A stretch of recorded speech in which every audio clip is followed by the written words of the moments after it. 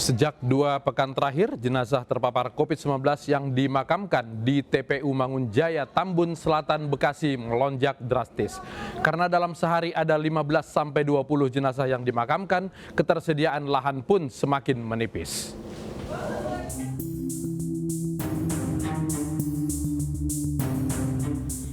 Inilah kondisi penuhnya pemakaman COVID-19 di Mangunjaya, Tambun Selatan, Kabupaten Bekasi. Dalam beberapa hari terakhir, petugas penggali makam kewalahan akibat meningkatnya kasus COVID-19. Akibatnya, banyak petugas yang kelelahan akibat terkuras fisik dan juga mentalnya. Satu hari pemakaman COVID dalam minggu-minggu ini sampai 20 atau 15 mendiang COVID. Sebelumnya Pak, yang sebelum ada lonjakan ini? Sebelumnya cuman ada 3 atau 4. Oh, artinya ada peningkatan ya Pak? Peningkatan dari tanggal 15 sampai tanggal 24. Sementara itu, kesediaan lahan khusus pemakaman COVID-19 di sini sudah mulai menipis. Dari 2 hektar lahan yang disediakan, tersisa 1 hektar, dan itu pun masih tersisa 50% lagi.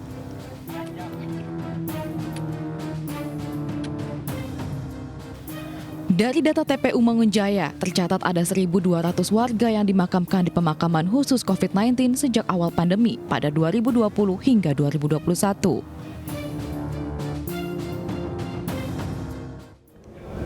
Jumlah jenazah terpapar COVID-19 yang terus naik membuat petugas pemakaman kewalahan.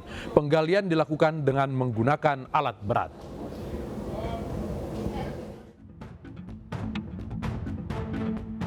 Sejak pagi hingga sore tadi, ambulans pengantar jenazah COVID-19 silih berganti mendatangi Taman Pemakaman Umum Rorotan, Jakarta. Eskavator penggali makam pun berlomba dengan waktu lantaran tingginya frekuensi kedatangan jenazah COVID-19. Dari 3 hektar lahan yang disiapkan, 900 petak diantaranya telah terisi untuk pemakaman jenazah COVID-19.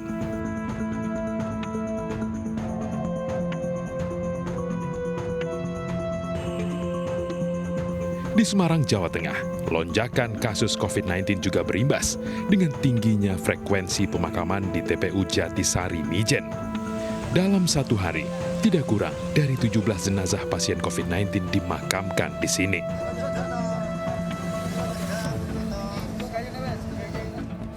Petugas pemakaman pun kewalahan dengan lonjakan kasus COVID-19. Tahun kemarin aja istilahnya paling banyak 8 kali.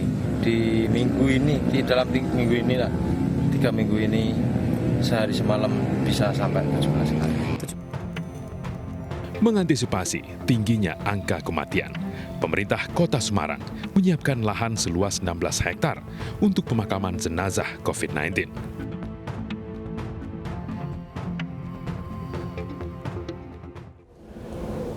Sementara di ND Nusa Tenggara Timur, tenaga kesehatan menyabung nyawa memakamkan pasien COVID yang hanya dibungkus terpal seadanya. 2 petugas puskesmas ini membopong jenazah pasien COVID di Detukeli ND. Keduanya tidak terlatih untuk memakamkan jenazah. Tetapi karena tidak ada petugas khusus, mereka kemudian memakamkan dengan APD. Ikut pula anggota keluarga korban yang hanya mengenakan masker kain saja. Pemakaman berlangsung di kebun warga, hanya dihadiri segelintir anggota keluarga. Mereka berharap Satgas memperhatikan ketersediaan alat pelindung diri dan kantong mayat mengantisipasi kenaikan pasien COVID. Untuk menghindari penularan, selepas pemakaman, petugas dan terpal disemprot disinfektan.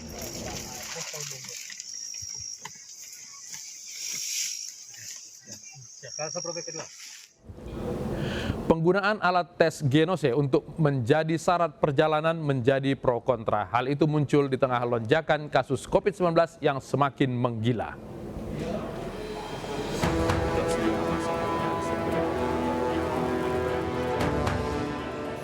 Akhir tahun 2020, Kementerian Kesehatan memberikan izin edar kepada alat deteksi COVID-19 melalui hembusan nafas, JINOS. Alat ini ditenggarai sangat efektif. Satu alat hanya membutuhkan waktu 3 menit, termasuk pengambilan dan hembusan nafas. Sehingga diharapkan dapat mempercepat hasil uji deteksi COVID-19. Namun kini penggunaan alat tes Jinos sebagai syarat perjalanan menjadi pro kontra. Hal itu mulai muncul di tengah lonjakan jumlah kasus COVID-19 melanda.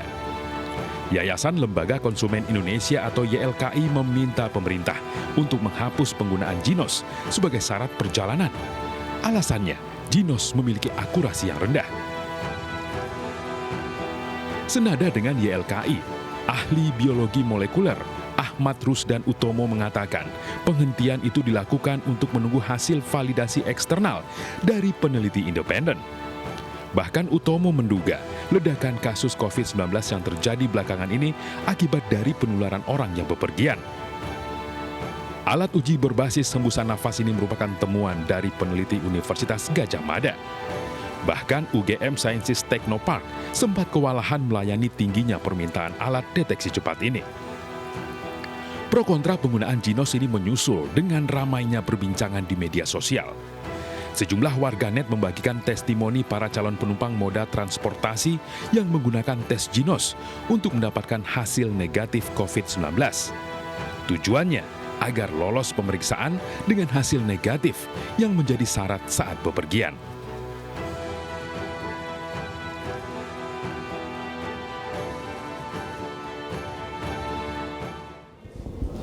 Bagaimana tanggapan peneliti UGM terkait keinginan beberapa pihak untuk menghentikan penggunaan Genos? Kita langsung berbincang dengan ko-invertor tim peneliti Genos, Dian Nurputra. Mas Dian, selamat malam.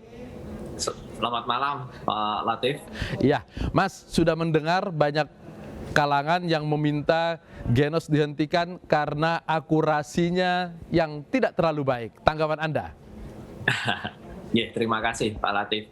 Menarik sebenarnya ya dinamika yang berkembang, bagaimana framing yang muncul dari sebuah cuitan seseorang saja yang saya tidak tahu basis datanya dari mana, kemudian di framing dibalik, kemudian akhirnya bergulir seperti layaknya bola panas, dan kemudian muncullah framing kalimat bahwa, sampai muncul ya framing kalimat bahwa peningkatan jumlah lonjakan kasus ini dikarenakan pemakaian Jinos. Menarik sekali sebenarnya, dan itu saya sempat aja tertawa terbahak-bahak ya, tapi alhamdulillah tidak apa-apa. Perlu mungkin beberapa hal kita luruskan. Jadi kalau berita memang Jinos akan dihentikan itu karena sekali lagi juga hanya berita di koran dari YLKI yang kemudian ditindaklanjuti dengan beberapa pernyataan dari beberapa pihak begitu ya, yang juga saya lihat sumbernya juga sama dari cuitan Twitter beliau. Ya perlu kita sampaikan bahwa waktu itu juga cuitan Twitter beliau itu tidak langsung permintaannya adalah di tengah pandemi ini mohon Jinos di stop ya, seperti itu ya. Nah, kemudian beliau tidak mengkaitkan secara langsung dengan peningkatan jumlah kasus COVID yang ada, tetapi kemudian framing di berbagai media itu disebutkan, oh karena peningkatan jumlah kasus, Jinos kemudian jadi penyebabnya. Itu salah satu. Kemudian Jinos dinilai tidak akurat. Ya perlu kita ketahui Pak Latif bahwa kalau dikatakan Jinos penyebabnya, kita perlu lihat frame time-nya. Jinos itu mulai dipakai sejak bulan Januari hingga saat ini, dan pada saat itu Bapak bisa melihat, silakan lihat datanya. Kalau kita bicara itu selalu harus lihat data. Ada data bagaimana tren kenaikan kasusnya, bahkan pada saat April Mei itu justru mengalami penurunan yang rendah-rendahnya jumlah kasusnya. Itu yang perlu diketahui. Baik. Yang satu. Sebenarnya efektivitas Jinos ini sebagai alat screening kalau menurut Mas Dian seperti apa? Ada dua macam Pak Latif. Kalau saya berbicara dengan data, maka saya akan memakai data pada saat dulu saya melakukan uji diagnostik. Saat itu kita bisa mencapai akurasi hingga 93%. Nah, itu yang menjadi dasar keluarnya izin edar bahwa Jinos boleh diaplikasikan. Namun kemudian kita harus melihat bagaimana akurasi itu pada saat post-marketing, pada saat Jinos itu dioperasikan oleh berbagai user yang sudah dilatih, yang sudah diberikan SOP, yang sudah diberikan dengan mesin yang dimanufaktur yang sudah dikalibrasi, tentu akan berbeda-beda. Jadi kalau misalnya ada beberapa anggapan dari akar rumput yang mengatakan bahwa Jinos itu tadi ya saya melihat ulasannya, Ya. bukan hasil negatif palsu, itu perlu kita lihat dulu. Apakah negatif yang muncul itu karena satu, kualitas data yang diperoleh bagus apa jelek? Karena ada QC-nya, Mas Latif. QC dari misalnya tinggi sinyal yang harus diperoleh untuk pembaca Jinos terakurat adalah minimal 1000 mV. Apakah sudah dikerjakan sampai di situ? Itu Mas satu. Dian, artinya sebenarnya bisa bergantung juga kepada petugas yang mempraktekkan alat ini. Ya, sebenarnya yang namanya semua tidak hanya Jinos ya, alkes lain pun juga sama. Oke. Anda mau katakan swab PCR atau antigen, kalau yang nge-swab jelek, nggak pinter, nggak sampai belakang, jadi negatif. Nggak ketemu hasil yang pas gitu ya. Nggak ketemu yang bagus. Ya. Kalau Jinos tadi misalnya, kalau Jinos itu berusaha meminimalisir hal itu karena sebagian besar pengendalian di AI, tapi tetap butuh ada faktor operator. Oke. Alkes lain juga demikian. Nah, Itukah seperti yang membuat kemudian ada yang merasa hasil PCR-nya sempat positif, tapi kemudian ketika dia gambling menggunakan Jinos, lalu kemudian hasilnya malah negatif? Ya, betul sekali Mas Latif. Jadi ada banyak faktor kalau kita katakan negatif palsunya Jinos. Ya tadi itu ya, operatornya bagaimana? Ya. Yang kedua, timing pada saat memeriksa bagaimana? Ya. Yang ketiga, PCR-nya CT value-nya berapa? Misalnya seperti itu. Itu tentunya hal-hal yang sangat teknis dan teman-teman awam tentunya tidak tahu, harusnya itu menjadi ranah Para peneliti. data operator ya di dalam Operator. Oke. Iya, seperti Ya, Mas Dian, kalau ketika dulu ini digunakan mulai dari Januari 2021, apakah validasinya sudah ada? Ya, betul sekali Mas Latif. Jadi proses validasi itu ada dua. Yang pertama lewat manuskrip, yang kedua validasi eksternal.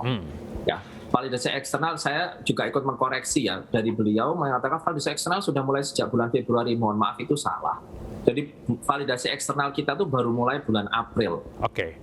Itu baru dari Universitas Andalas yang memulai. Kemudian alhamdulillah kemarin Universitas Indonesia dan UNER sudah mulai. Universitas Indonesia baru mulai sekitar minggu kemarin.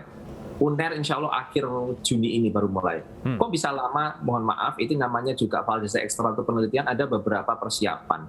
Tim, logistik, ethical clearance itu ada tahap-tahapannya supaya semua prosedur itu sesuai dengan kaidah dan tata ilmiah. Ketika Untuk validasi eksternal itu belum ada, cukupkah validasi manuskrip tadi itu untuk penggunaan? Soalnya ini kan digunakan menjadi screening. Betul sekali. Manuskrip itu tidak bisa digunakan untuk validasi penggunaan. Manuskrip itu validasi ilmiah yang nanti jadi pertanggungjawaban kita. Tetapi perlu kita merefer kembali kepada Undang-Undang Alat Kesehatan, saya lupa nomor 63 atau 62 2017. Di situ disebutkan tidak ada satupun klausul yang mengatakan bahwa penggunaan itu harus di-stop menunggu validasi eksternal. Oke. Justru penggunaan sambil berjalan, dilakukanlah validasi eksternal sesuai dengan SOP yang dipergunakan oleh operator. Kemudian di situ ada CAPA juga, corrective action, preventive action. Ada pelaporan, kami seperti harus melaporkan rutin terus kepada Dirjen Farmalkes untuk itu. Apakah ada masalah ataukah ada problem begitu. Seperti itu Mas Latif. Di tengah masukan dari banyak pihak seperti ini, validasi belum keluar. Kalau menurut Mas Dian, sebenarnya penggunaan Jinos ini tetap bisa diteruskan atau bagaimana? Jadi kalau secara saya pribadi ya, Jinos ini diciptakan dari orang lapangan. Saya klinisi, saya dokter spesialis anak, saya juga satgas COVID. Kami bersama dengan Prof. Kuat membuat Jinos ini karena pada saat bulan Maret tahun lalu itu tantangannya sulit sekali mendapatkan pemeriksaan PCR, rapid antigen tidak ada, rapid antibody pun akurasinya dipertanyakan. Nah, kita berusaha sudah melakukan semua langkah-langkah secara akademik, semua aturan sudah kita penuhi untuk bisa mencapai sampai tahap lewat clinical trial. Oke. Kekurangan kami memang hingga saat ini manuskrip belum selesai betul ya, jadi ada review bolak-balik begitu, dan di tengah kesibukan kami juga, ini saja mohon maaf nih kami juga baru pulang selesai ngurusi ruang isolasi COVID kami yang sudah membludak, sudah penuh.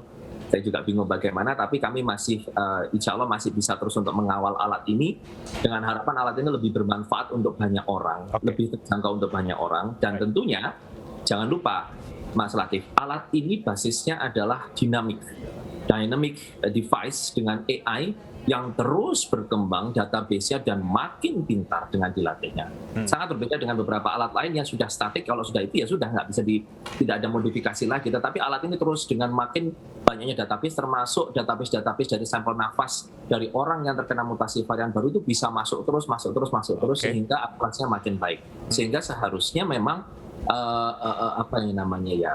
kami perlu memang kontrol, pengawasan, monitor tetap dijalankan dengan kehati-hatian prinsipnya. Termasuk dengan varian baru yang katanya penyebarannya jauh lebih cepat dibanding varian Alpha dulu, Genos ini tetap bisa efektif?